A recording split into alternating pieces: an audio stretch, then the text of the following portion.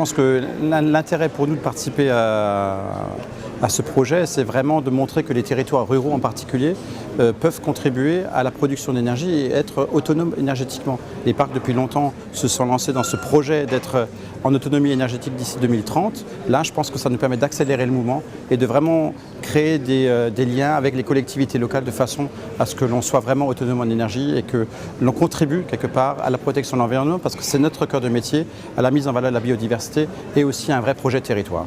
Les parcs en plus ont une vraie ingénierie territoriale.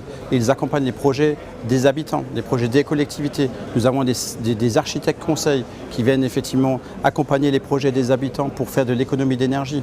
Nous contribuons à des réflexions sur de l'installation du photovoltaïque, parfois sur de l'énergie éolienne. Et ça se passe toujours dans la paix sociale, dans l'acceptabilité sociale.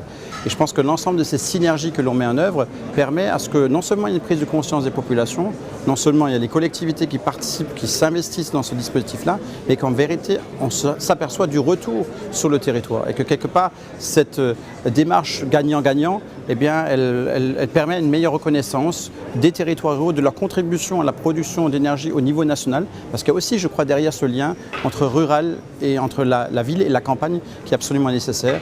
Et ces territoires, cette synergie entre les territoires, elle passe par les projets de territoires à énergie positive que l'on signe aujourd'hui au sein de ce ministère qui nous accompagne localement.